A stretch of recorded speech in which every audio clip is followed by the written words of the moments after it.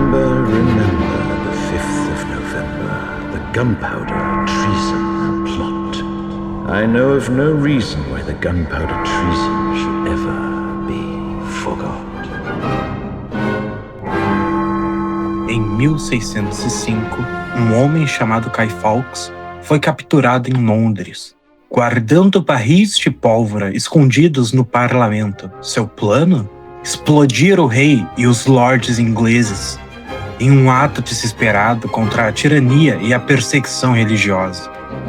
Séculos depois, seu rosto foi transformado em um símbolo, uma máscara que não pertence mais apenas à história inglesa, mas ao mundo inteiro.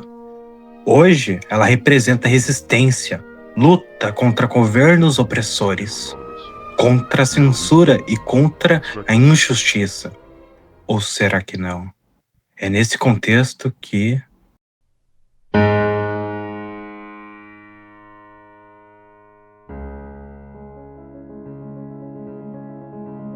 V de Vingança permanece como uma das maiores obras dos quadrinhos e o trabalho que revelou ao mundo seus criadores, Alan Moore e David Lloyd. Em um futuro distópico, um homem mascarado retoma o espírito de Guy Fawkes, antes falado, para inspirar uma revolução contra o governo, nesse contexto da Inglaterra fascista.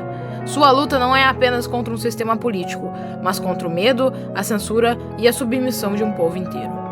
A cada ato, ele expõe as mentiras do regime e desperta a esperança de que a liberdade pode renascer das cinzas da opressão. E ao longo desse vídeo, vamos comentar o seu verdadeiro objetivo, ideologia e ações. Enquanto Eve, uma personagem secundária que vai ser bem relevante depois, tentava se prostituir com apenas 16 anos por dinheiro em decorrência da realidade atual da Inglaterra, ela é pega pelos guardas do partido, que curiosamente são chamados de homens-dedo, pois a hierarquia é dividida em partes do corpo, e é ameaçada. V, nesse cenário, chega e a salva, declamando um discurso justamente abusando da letra V. Voilá! À sua vista, um humilde veterano do vaudeville trajado com vestes de vítima e vilão pelas vicissitudes do destino. Este semblante não é um mero verniz de vaidade, é um vestígio de vox populi, agora vazia e esvaecida. Porém, esta valorosa visitação de uma vexação passada se encontra vivificada e fez um voto de vencer os vermes venais e virulentos que se valem do vício e valorizam a violação violenta, depravada e voraz da vontade.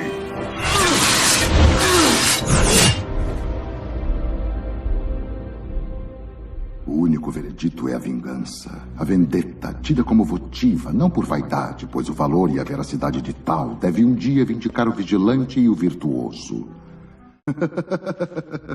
Verdade, com esta vívida verborragia, já se torna assaz verboso. Permita que eu acrescente que é uma grande honra para mim conhecê-la e a senhorita pode me chamar de V. Nessa cena, além de salvar Eve, ele rasga um dos panfletos do partido, que demonstra uma frase de união. Entretanto, esse partido é totalmente fascista e totalitário, justamente o que o próprio V combate. Vamos conhecer melhor esses conceitos no...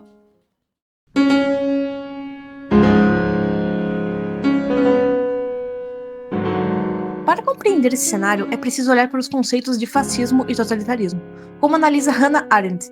O totalitarismo, segundo ela, é um regime que não se limita a dominar politicamente. Ele controla cada aspecto da vida, transformando cidadãos em peças de uma engrenagem movida pelo medo e pela obediência. O fascismo, por sua vez, usa a propaganda, o culto ao líder e a perseguição dos inimigos internos para manter o poder. No universo de V de Vingança, a Inglaterra vive exatamente isso, totalmente demonstrado na obra por meio de diversas cenas com esse conceito explícito. Sendo de civis submissos ao seu governo, alienados o suficiente para não reparar suas falhas e absurdos. Há até mesmo campos de reabilitação, que na verdade são campos de concentração camuflados, praticando tortura e experimentos. O partido Northfire é, obviamente, inspirado em regimes reais, como o nazismo alemão, e governa com rigidez. Além dos itens citados, há vigilância em massa, câmeras em cada esquina, jornalistas são silenciados, livros são proibidos e minorias são perseguidas. O povo, enfraquecido pelo terror e pela censura, aprende a aceitar a submissão como se fosse uma ordem natural. É nesse contexto que surge V, o mascarado que reacende a chama da resistência ao longo da obra. Mas um governo assim só existe se, querendo ou não, o povo não fazer nada contra ele. E assim chegamos no próximo capítulo. O povo não quer saber de cartucho de carabina. O povo quer...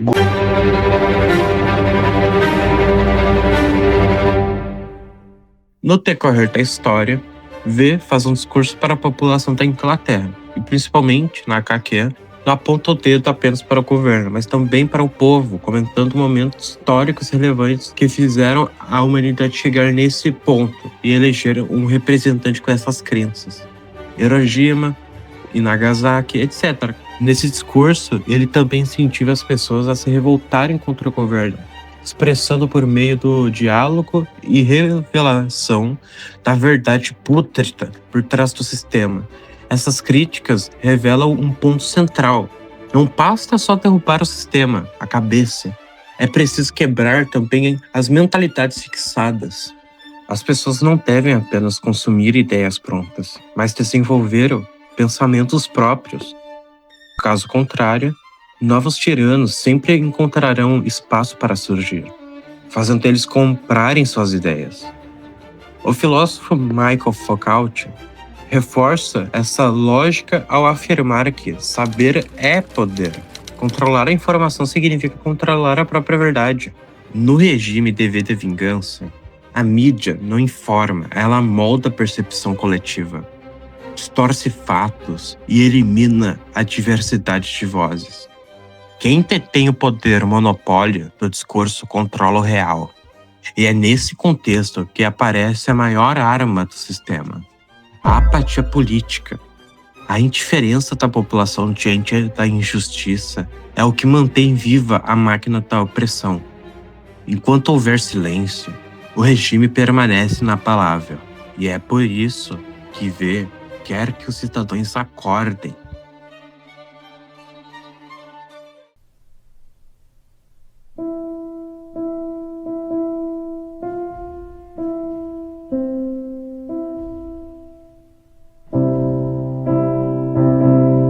Ao longo da trama, também podemos observar uma cena que serve para destacar o plano de V, sendo essa a cena do dominó. Uma coisa interessante de ser mencionada é o fato de que, se o filme for assistido de maneira superficial, talvez essa cena pareça querer apenas mostrar o perfeccionismo de V, e talvez realmente seja o intuito dessa cena. Porém, na HQ, o seu significado é bem mais claro. Essa cena faz uma clara alusão ao seu plano, construindo o símbolo de sua revolução com peças, conforme a história avança e seu plano aos poucos se concretiza, fazendo uma representação da contagem regressiva para a revolução. Entretanto, as peças não se limitam apenas à representação de etapas, elas também servem para representar todas as pessoas que foram influenciadas por V, que serão importantes para a realização da revolução, como se a união fizesse a força, pelo intermédio de serem peças. O vilão também utiliza dessa ideia, determinando os grupos de seu sistema como as partes de um corpo humano, mas na sua sistemática existem partes superiores às outras, com ele mesmo sendo a cabeça que, se for cortada, o sistema colapsa. Ao contrário dos dominós de V, em que todos, constituindo o símbolo da revolução até o próprio V, são iguais, mesmo ele tendo a tarefa de posicionar as peças, o que representaria seus atos, que, aos poucos, foram influenciando as pessoas a despertarem. Os 3 maiores exemplos de despertar são: número 1. No filme, é o próprio V quem manda matar na sua frente o líder do partido, em uma grande cena de ação épica com lâminas e explosões e Michael B! Enquanto no HQ, quem mata ele é uma simples prostituta, uma das várias pessoas dessa sociedade que estão insatisfeitas com esse governo, que, influenciada pelas ideias do V, compra uma arma de maneira ilegal, enquanto as câmeras e escutas da cidade estão inativas por atos do V, e se dirige a uma passarela do líder do partido, algo até mesmo semelhante com a morte de Abraham Lincoln, disparando um tiro contra sua cabeça. Isso causa contrastes justamente com o filme, pois nele há uma postura muito mais heróica por parte do V, enquanto na HQ é completamente claro que é a influência dele sobre as pessoas que são os verdadeiros atos. Número 2. Vocês lembram da Eve, que havíamos mencionado no início do vídeo? Sim, ela é uma das peças nos Suelans. Ao longo da trama, Eve é pega por pressupostos guardas do partido. É torturada, sendo tentada a falar informações sobre o codinome V. E no fim, ela se recusa. Porém, o guarda diz: Then you have no fear anymore. You're completely free. Logo após, revelando-se ser tudo uma criação do próprio V. Logicamente, inicialmente, Eve fica frustrada, assustada, apavorada, mas logo o V explica seu objetivo: libertá-la de justamente o que comentamos no capítulo anterior. libertá-la da prisão que essa realidade a colocou. Mesma prisão que iria forçá-la a se prostituir. A mesma prisão que matou seu irmão, sua mãe, seu pai. E por fim, a mesma prisão que mudou a vida de V para sempre. Da mesma maneira que V encontrou a liberdade dessa prisão no sofrimento e na dor, no campo de reabilitação de Lark Hill, ele tenta fazer o mesmo com Eve, obviamente, de maneira eticamente questionável. Entretanto, enquanto V, após se despertar, simboliza fogo, destruição e dor, Eve apenas toma um banho de chuva.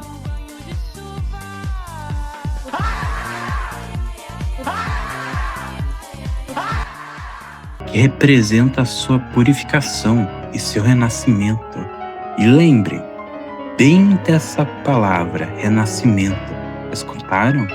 Renascimento! Terceiro, o detetive Finch é inicialmente o personagem que fica encarregado do processo de captura e eliminação do V. Por mais que suas ideologias nunca fiquem claras ao longo da história, ele se mantém determinado a capturar o terrorista.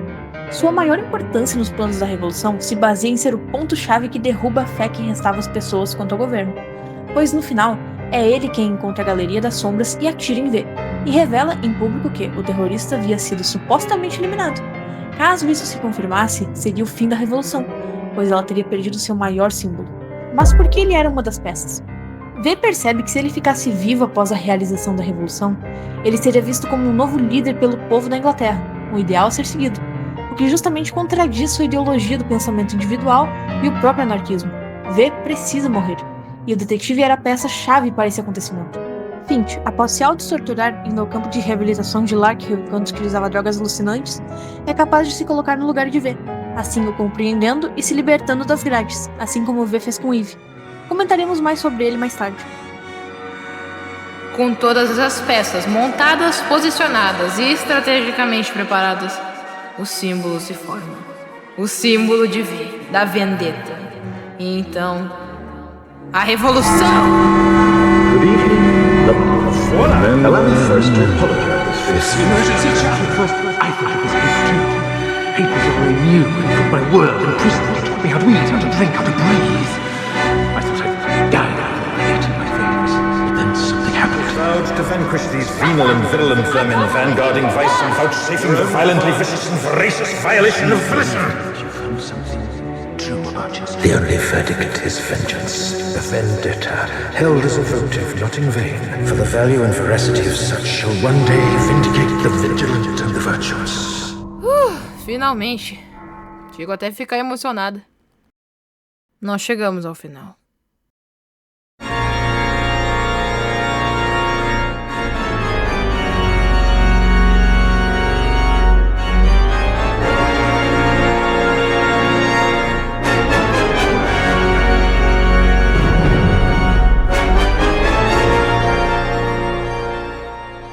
Na Revolução de V, temos grandes e significativas diferenças entre a HQ e o filme.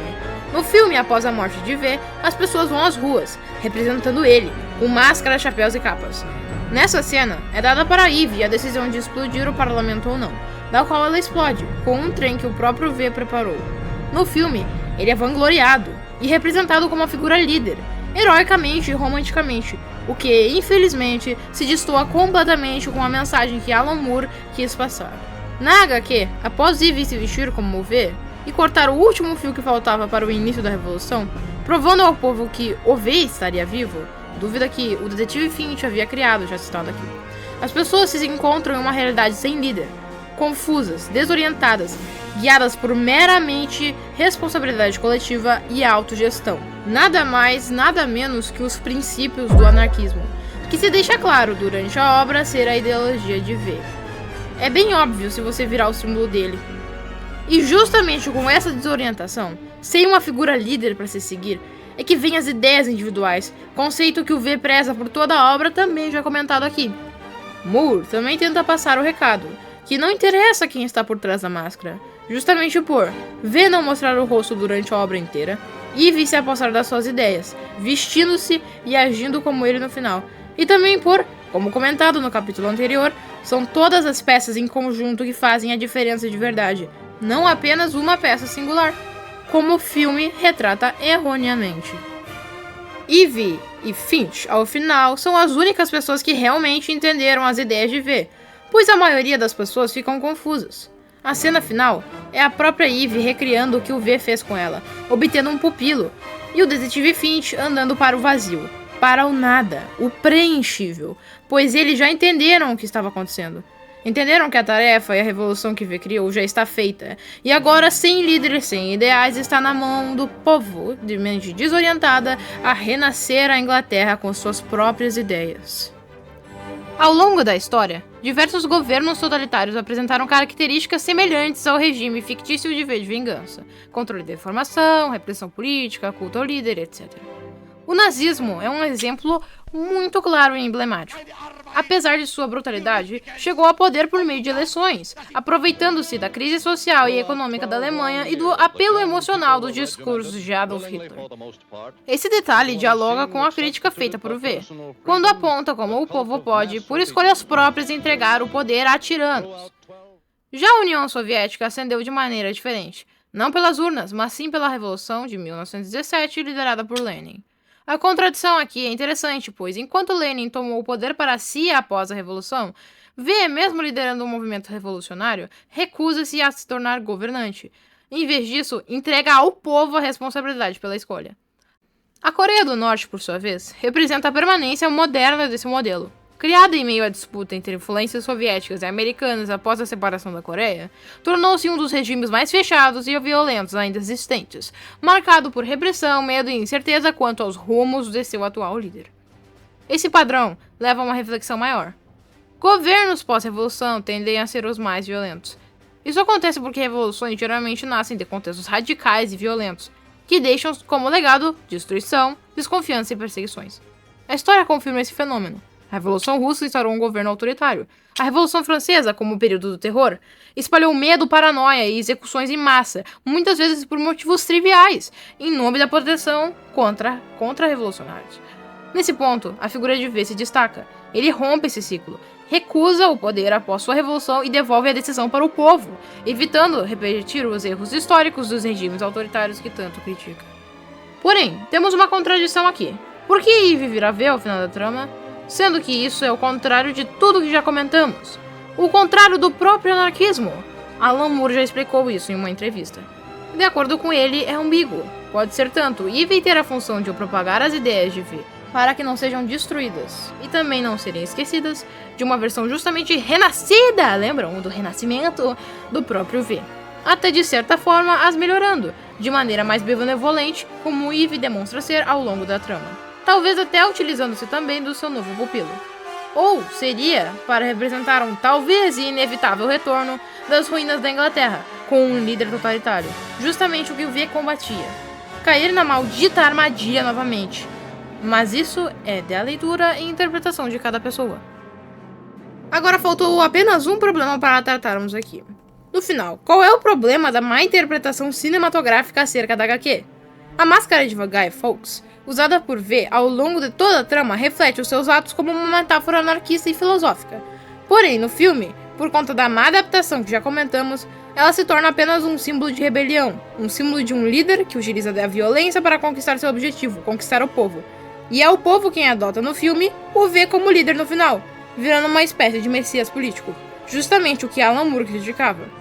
E por que ele criticava? Porque isso é justamente fascismo. Pessoas frágeis lideradas por um líder autoritário.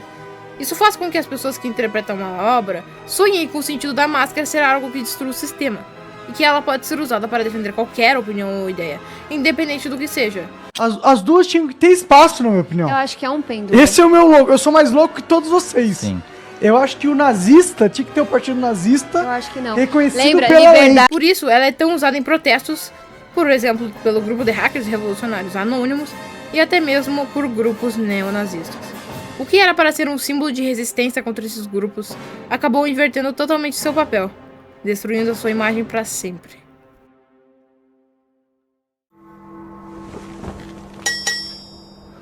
Primeiro, o prelúdio. Isso. Isso, as cordas. Escute com atenção, consegue ouvir? Agora os metais. Eu estou ouvindo. No Mauá, o ratão te apavorou. Vem cá, tropa do sem mídia, que aqui é sem cal. Ai, mamãe. Estou tocando música. Toque de recolher. Mais um combo aqui no meu camarão.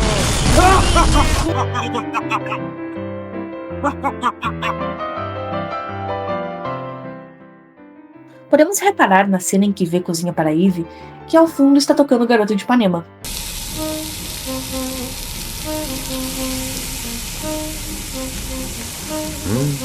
Inclusive, que roupa é essa, né? Ora, Mona, é que os guri gostam de cozinhar, né? Na cena em que V ameaça um dos trabalhadores do governo fascista, ele coloca a Quinta Sinfonia de Beethoven. Vocês já sabem muito bem que o número 5 em romanos é justamente a letra V, e além disso, a letra V em código Morse representa o mesmo ritmo da Quinta Sinfonia.